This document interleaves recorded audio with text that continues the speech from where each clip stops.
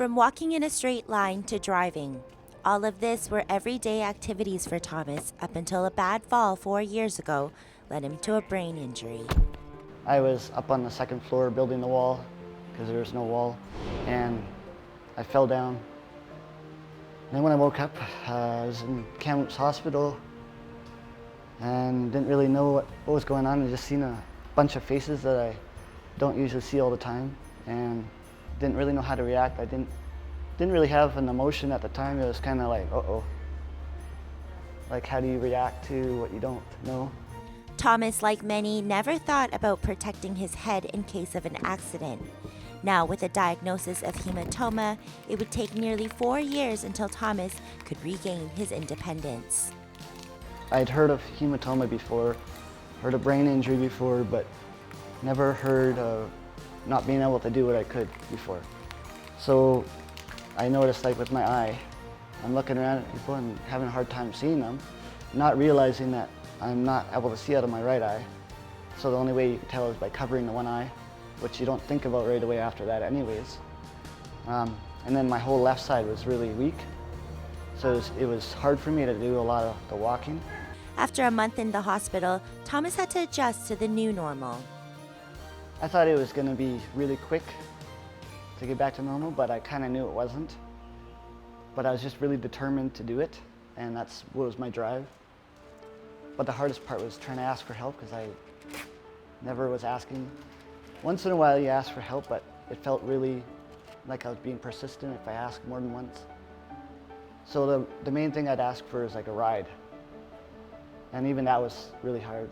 I'm not one that likes taking taxis or the bus, even though my options there were for like the handy dart or take the taxi. And for work, there was no such thing as work at that time. So that made it really hard because I like to work. So not being able to work and just sitting around with basically nobody around, it got a little hard. The car fanatic even had to give up his detailing hobby. But just when things were getting grim, Thomas turned to the Caribou Brain Injury Society. Well, like grocery shopping at the start, there was no way I could do it. I could barely see the price on the price tag, or I didn't really know what I wanted. And then just kind of organizing life, because doctor's appointments, I had so many of them at the start. So I'd forget them by accident, or I had to make sure I actually went to that one, or I wasn't rebooking it. And then I had to go all the time to Kamloops. So every couple of weeks, it felt I was in Kamloops. Without fundraisers that support organizations like the Caribou Brain Injury, people like Thomas would never have been able to recover as fast as he has. I don't know where I would have been, because there's a lot of things that they've helped me with that I probably wouldn't have thought about. And being with the doctor's appointments and all that, I'm sure I would have still been doing that. Or being like with who wants to go and have a surgery. So they kind of helped, because I would have maybe purposely forgot not wanting to do it because it's a scary thing. You don't know if you're going to come out of it. You might not wake up from it. There is that possibility, but they helped comfort. So I made the trip and got it done. At the end of the day, Thomas is happy and proud with the progress he's made thus far. And that light at the end of the tunnel is getting closer and closer every day. I've accomplished a lot, and I feel really proud of myself.